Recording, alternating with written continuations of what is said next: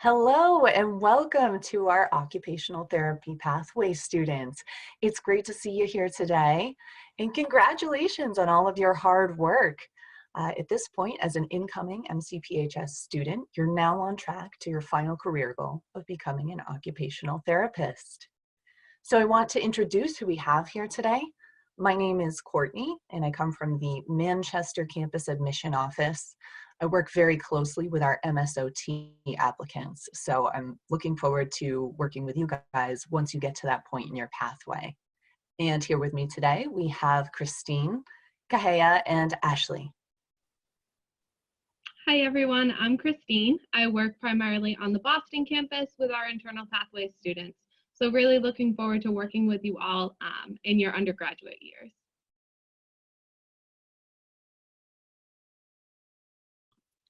My name is Ashley. I'm a first-year OT student and I'm in my second semester right now.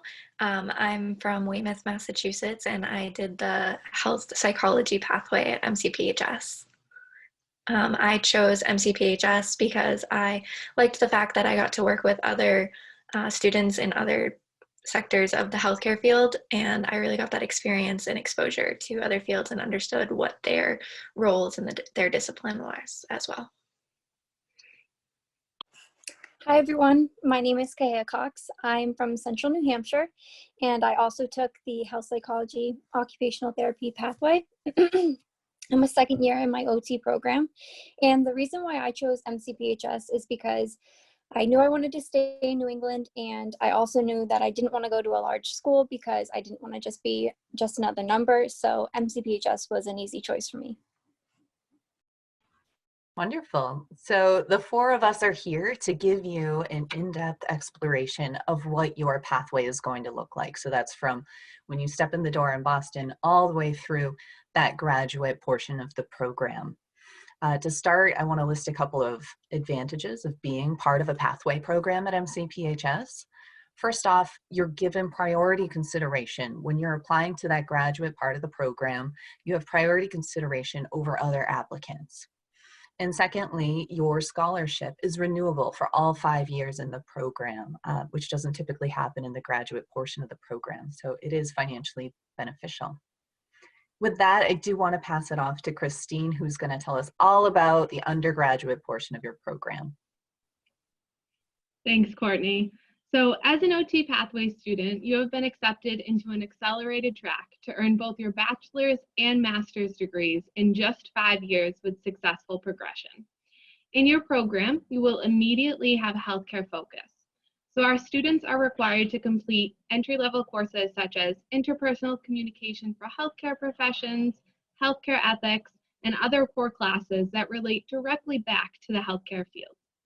In addition to these courses, within your curriculum, you will complete all of the pre-required classes for your graduate program.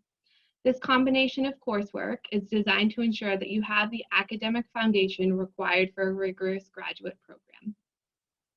The pathway to occupational therapy is through one of our 3 undergraduate majors. These majors can include health sciences, health psychology, or public health. And the curriculum for each is designed to sharpen your analytical and critical thinking skills and prepare you to be better equipped to engage with your patients and clients in the future. If you have any questions about which undergraduate pathway track you have been accepted to, or you would like to reconsider one of these tracks, please schedule a time to meet with us so that we can go in depth over your major in detail with you. Ashley and Kahea, how do you feel that your undergraduate major helped prepare you for the OT pathway? So the health psych program definitely prepared me to enter the OT program.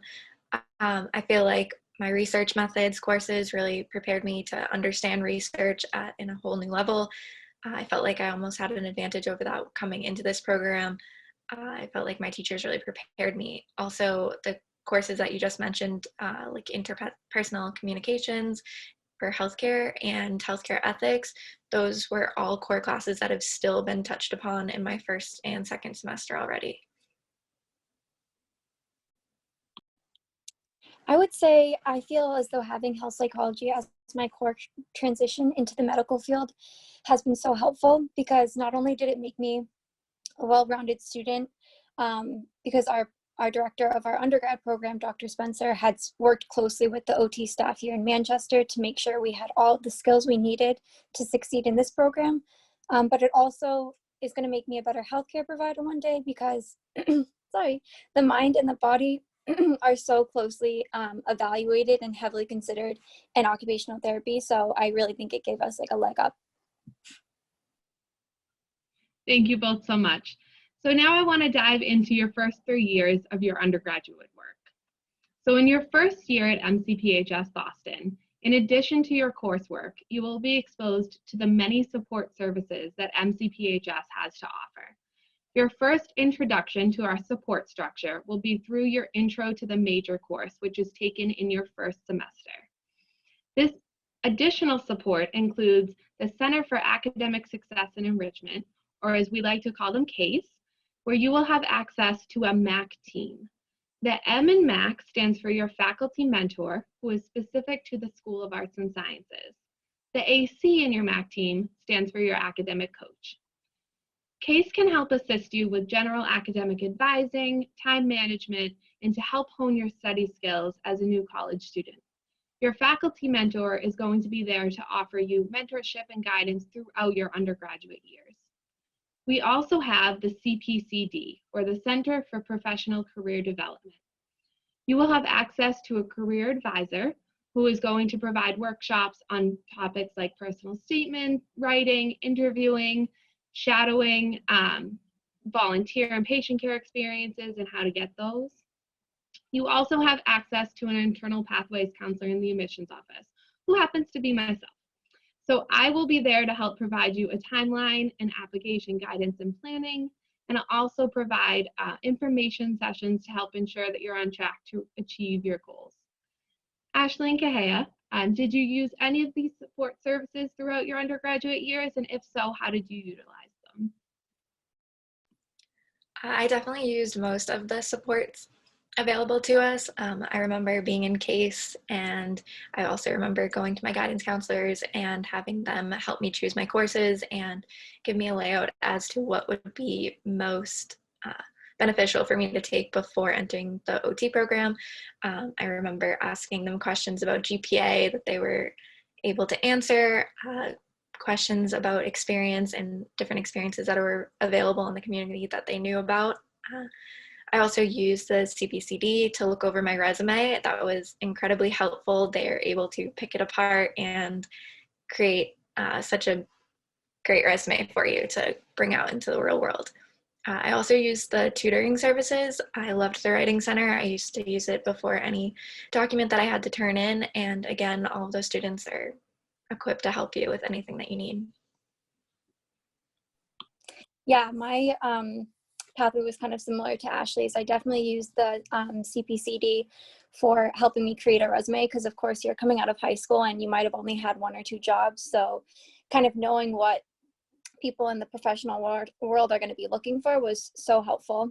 And then I also believe I attended a workshop on interviewing and elevator pitches. And that was nice because you want to be able to eloquently get the point across of what you're trying to share with your interviewer and or the person you're talking to, but also be to the point. And then I also utilized the Writing Center because when I first came in and started my college career, I definitely didn't feel confident in my writing capabilities. So they were really helpful in helping me kind of navigate the requirements of college level writing. Thank you both. So in your second year of the program, you will be working to ensure that you meet minimum progression requirements. Historically, these progression requirements for the OT graduate program have been a 3.0 overall GPA, a 3.0 prerequisite GPA, and a minimum of 10 hours of OT exposure. In your third year of your undergraduate studies, you will complete your remaining prerequisite coursework for the graduate program. So during your first years in the pathway, you will want to attend an information session hosted by myself to help map out exactly when you plan to submit your application to the graduate program. For the master's portion of this program, students typically are preparing their graduate application, which is called the OT-CAS, over the summer between your second and third years. Historically, our pathway students are encouraged to submit their application no later than the fall of their third year. All internal applications are received by the admissions office and flagged as an internal student, which will then be reviewed based on these admission requirements that I mentioned above. The admissions committee will be looking at your overall academic record and your professional experiences, and if you meet these minimums, you will be given priority consideration for the graduate program, as Courtney had mentioned earlier. If accepted to the graduate program, you will have a set amount of time to submit your enrollment deposit and commit, and then all you have to do is finish up your third year of undergraduate coursework and officially make your transition to the Manchester campus. Ashley and Gahea, can you share with us what your application experience was like? Sure. So as soon as the OT-CAS opened, I went in there and I made a list of everything that I needed to get done. I made sure that I started that list very early over the summer, just taking pieces away as I could, not trying to do it all at once. I definitely don't recommend saving it to the last minute. For the personal statement, we had a course where Dr. Spencer recommended that we had it looked at by 3 other people, and she actually recommended that some of those people had masters or were some of our professors. And I think this helped me so much because my first draft and my final draft were completely different in a good way, and all of these people really added to my personal statement, and I think that was the part that I was most nervous about, and I was able to get that out of the way and actually feel confident about it. Throughout the application experience, Dr. Spencer also had Doug Simmons come in and talk to us, and that was also really helpful to hear what he expects out of the program and helped me be able to better my application. Once again, mine was pretty similar to Ashley's, and I think it's also because we both had Dr. Spencer, and so she's very hands-on throughout this whole process, which was like so helpful. What else can you ask more of? So kind of similar to Ashley's, when the OT-CAS opened, I kind of just like went in and started putting in the basic information, because you have to remember too, you have to give ample amount of time for your transcripts to be processed through the admissions office and everything like that. So I kind of just started slowly. I didn't feel like I needed to rush by any means, but even when you turn in your application and you've spent months and months and months on it, you're still constantly asking yourself, like, could I have done more? Could I have changed something? And so definitely giving yourself the amount of time to feel confident in what you're turning in is so important. So I also asked 2 people for letters of recommendation, and that I gave like months in advance, as well as Dr. Spencer had asked us to do, because we have to remember that our staff, of course, they're always looking out for us, but we're not the only thing on their plate. So making sure they have enough time to not only say yes and that it will fit into their schedule and make room for it, but also to make sure that they're able to give you a quality letter is so important. And it can be really nerve-wracking because you're like, what if they say no? Like, you never know. But giving yourself enough time that if they would love to write you a letter, but they just don't have time to do it because they have their own obligations going on, you're able to go ask a different professor. So really, you're only helping yourself by giving yourself more time and kind of like a cushion.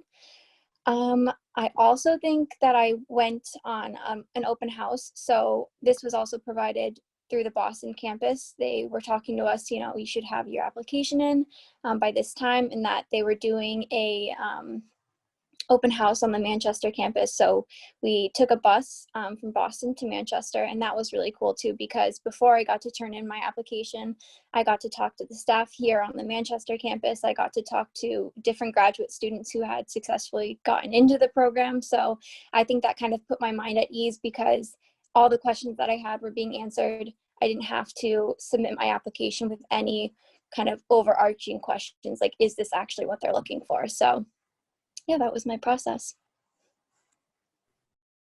Wow, thanks for all that great feedback, guys. I know Ashley mentioned Dr. Simmons, and he's actually the program director for the MSOT program. So it's pretty cool that you get to interact with the program director before you've even gotten to that graduate portion of the program. But I do think that wraps up undergrad. So let's dive right into grad school. What is that master's program going to look like? So the MSOT program is a 24-month program. You go year round. So in this portion of the program, you will do 2 summer semesters. You'll complete 4 didactic semesters, which just means that's on campus, in class, in lab, and then finish up with 2 big fieldwork rotations. Each didactic semester has a focus or a theme. So you're looking at things like physical rehabilitation, mental health, neuroscience, pediatrics. And then while you're doing that didactic piece, you're on campus during the week, you're also participating in what we call level 1 fieldwork rotations. So that's when you're going out into the community, quick within driving distance, so it's in the local Manchester area, and actually putting what you're learning to the test and putting those skills into use. So during, say, your pediatric semester, you're probably going to be put into a public school system. So you're really getting that experience before you go out on your bigger rotations at the end of the program. And I do want to pass it over to Kahea, who's done the entire didactic portion of the MSOT program. Can you talk to us about what your daily schedule looked like? What are the labs like? And what do you do in those labs? So speaking of on campus and kind of the first year, you'd think me only being in my second year that I would remember it like it was yesterday, but with everything going on and with how fast the program, really like all the information you get in just this little amount of time, it kind of comes in and goes out. But basically we had our classes back to back because the faculty teaches the first years in the morning and the second years in the afternoon, or vice versa. And so that was cool because you kind of come in, it's not like you're on campus for the whole day. You just come in and you get your classes out of the way and then you can go home. Lab is once a week, and then also fieldwork level 1 was once a week as well. So that's nice too, because it's not like you have to go to like a different place after your classes every single day of the week. So it was kind of nice in consolidating and also organizing everything you had to do within the week itself. And it gave you time to plan and ask questions, and the staff was always there to help, more than happy to help you out. For example, like with our level 1s, we had to do stretches, and our group was like a craft program, because in stretching the muscles, it kind of brings people to the moment in time. So we went to a completely different professor to ask for help with that. So, and they were more than willing. So it's kind of nice to have them there all the time. It's a little different now that it's online, but they're going through the same thing we are. So they're always more than like helpful to answer any questions that we have, and are always offering extra office hours and stuff like that, always willing to meet. As for the labs, like I mentioned, they're once a week.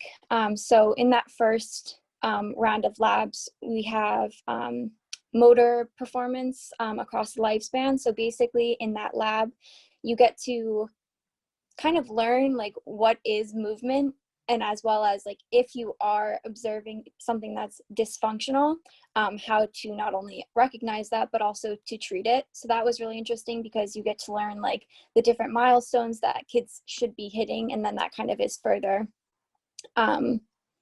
driven home, I guess you could say, in pediatrics lab.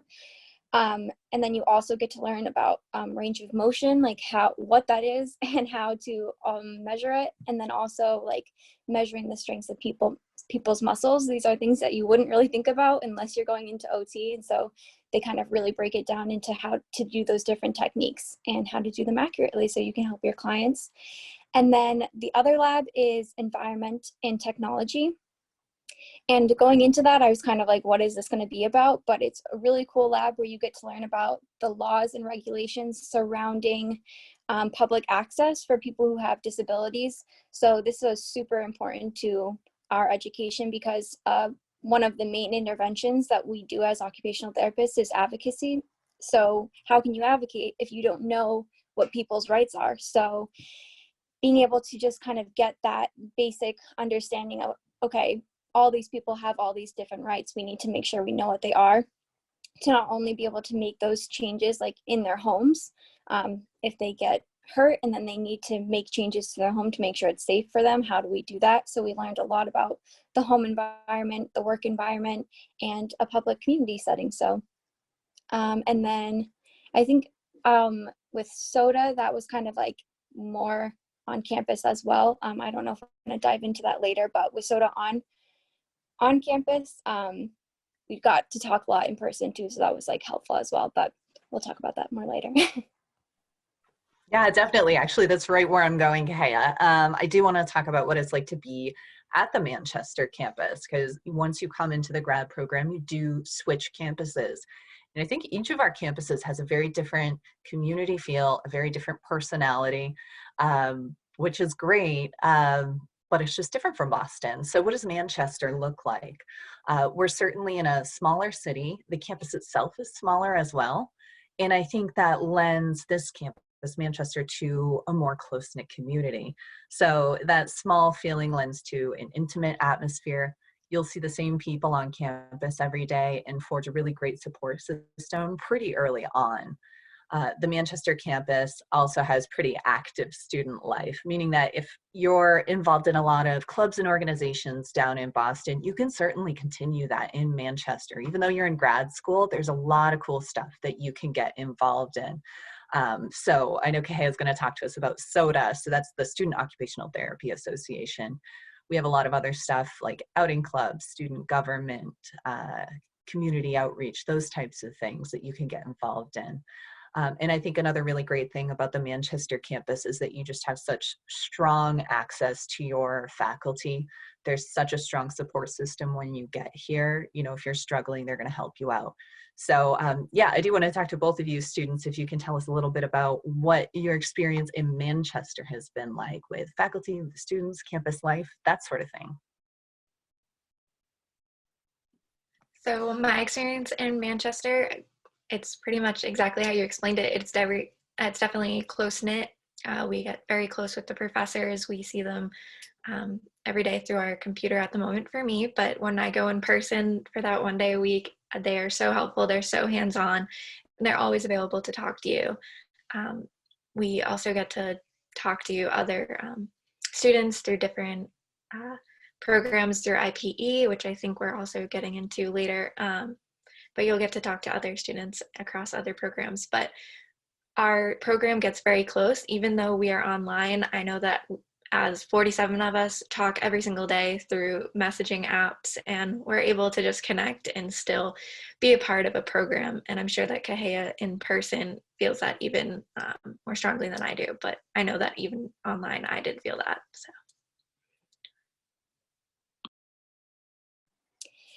Yeah, I would definitely say it's interesting because both campuses are close, because even Boston is a small campus for Boston colleges. So I think it's kind of different when you come here to Manchester, because I mean, I went from kind of a whole undergraduate class to a class of 45 people, which was our whole entire program. And that's really cool because not only do you get to kind of form these different friendships, but you also get to network with people who are going to be in the field later on, who might have different interests that, you know, in the future when you have a client who you're not really sure, you can kind of reach out to them. So it definitely provides a great opportunity.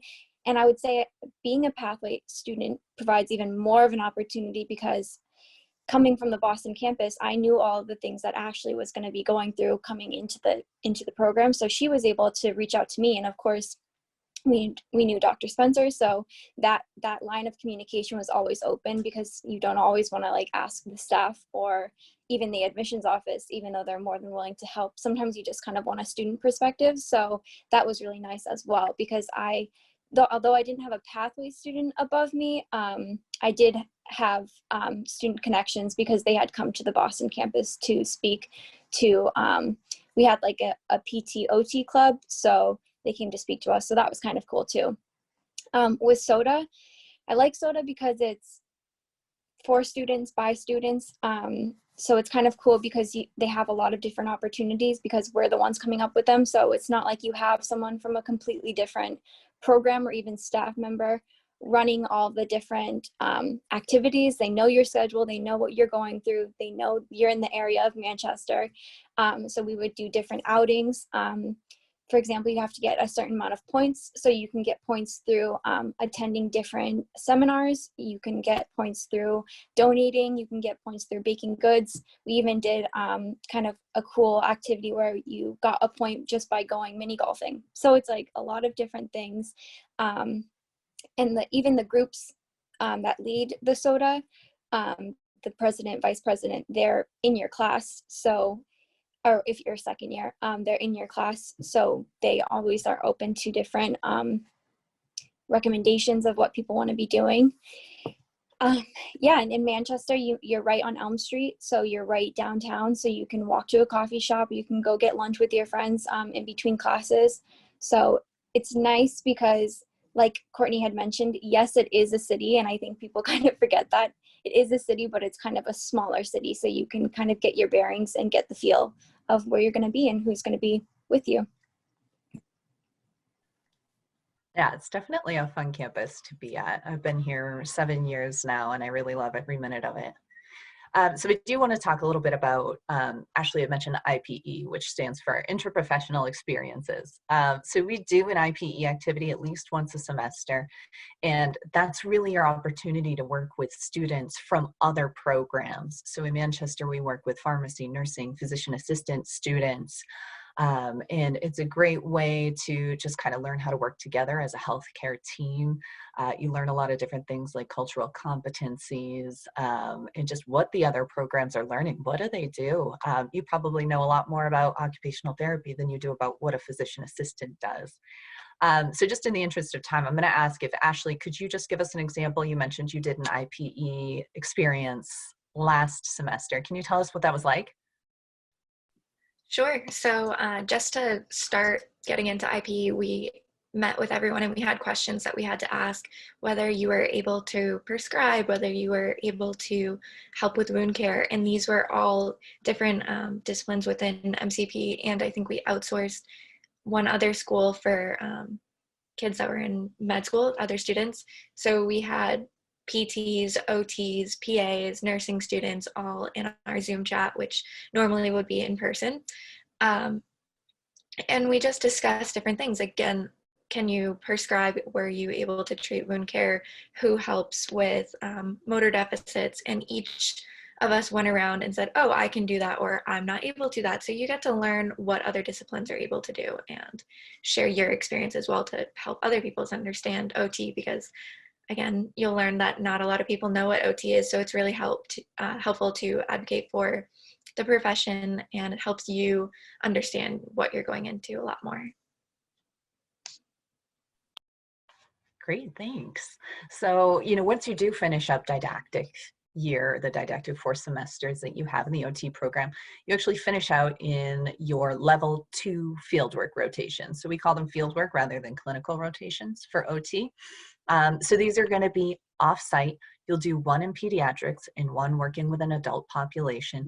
And these can be in any setting that OTs work in. So, I mean, you're looking at rehabilitation hospitals, skilled nursing facilities, outpatient clinics, public school systems, community mental health programs, acute care. And, that just scratches the surface since OTs have such a broad range of places that they can work in. So that's what you'll be doing in your second year. The rotations are set up for you, so you don't have to go out and look for those on your own. And they're typically within a 90-minute drive of campus. And if you are a student coming from long distance and would like to do your rotations back home, that's something we've been able to do. So in those last 2 semesters, there's no obligation to be on campus. And we've been able to set up those last couple of rotations for students back home in California, Colorado, Minnesota, Texas, and a couple of other states as well. So that's something to think about if that's what you're interested in. We can certainly talk about that early on in the graduate program. And then once you finish out those 2 level 2 fieldwork rotations, you finish the program. You graduate, you're eligible to take the board exam and become a licensed certified occupational therapist. I want to throw it back to the students one more time.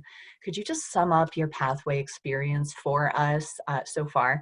And do you have any little tidbits of advice for our incoming pathway students? Sure. So I think my advice would be to take any opportunity, of course, to shadow occupational therapists, but also to shadow physical therapists if you have that opportunity, or just anyone that's able to give you an opportunity to get into a clinical setting. For me, that was even just working in a family resource room in a hospital. You're still getting that experience of being in a hospital. You're still talking with different people that work there all the time, and it'll help you in different ways that you didn't understand before you started the opportunity, but afterwards you're like, wow, this really brought a lot to my professional life and how I'm going to move forward, and I can always take this opportunity. So I would definitely take any opportunity that you can, and any volunteering experiences, just get in there. But also, of course, if you can shadow occupational therapists, that'll help you in all settings. So. I definitely agree with Ashley. I feel like I didn't understand the vast, field of occupational therapy. I feel like just in my second year, I'm really starting to understand that we can be anywhere and technically not do anything, but do anything within our scope of practice. So just kind of pinpoint what your interests are. I know it seems kind of early and you might be like, I don't want to really glue myself to any certain idea, but just get those ideas flowing. Go, if you're interested in NICU, look into what occupational therapists do, not only with the babies but with the mothers. I could go on and on for days, but I won't do that in the sake of time. I would also say, if you are a pathway student, make sure that you are staying on top of your curriculum, because yes, MCPHS provides so many different resources to help us along the way. You need to be building those skills yourself. So pull up the curriculum and make sure you're taking the classes you need to take. Find different ways to not only use those resources, but to really create those skills within yourself, because you have all these supports in place to help you transition into college, but then you're going to transition into grad school. And did you really learn the most beneficial study style for you? Did you necessarily learn the best way that you need to organize your schedule? So just explore not only the field, but also explore yourself as a student, because right now you're a student, but next thing you know, you're going to be in my position and you're going to be almost treating people. So just make sure that you are taking it seriously, but also having fun with it. Explore, have fun. Like Ashley had mentioned, just kind of get out there. Great advice. Thank you to both of our students. And finally, before we let you guys go, I want to take a minute to talk about our program statistics in occupational therapy in general as your chosen career. So this program has a near perfect graduation rate, and we have an average board pass rate of 98%, which is pretty high. Responses from surveys sent to employers of new graduates reported 100% satisfaction rate among MCPHS alumni. And apart from this, occupational therapy itself is just a great field to be getting into right now. The Bureau of Labor Statistics is projecting 18% job growth through 2028, which, if you're unfamiliar, is just way above the average job growth when you compare it with other jobs. So our students are getting jobs when they graduate. I've heard from word of mouth of students who have had job offers before they've even hit graduation, sort of take that board, get your license, and we'll get you in here. The majority of our students are placed within 6 months of graduation in the field, and we have a 100% placement rate within a year after graduation. So we've built a really strong track record with this program, which means that you can expect a high quality of education at MCPHS that's going to prepare you to take your boards and for your professional life after you graduate. I want to thank you all for attending today. It was great to see you here. And I also want to thank our current student panelists for taking time out of their day to talk to you about their experience in the pathway at MCPHS University. If you do have any questions, if you would like to speak with an admission counselor about your pathway program, please feel free to schedule a counselor appointment at any time. But otherwise, we look forward to meeting you this fall at MCPHS.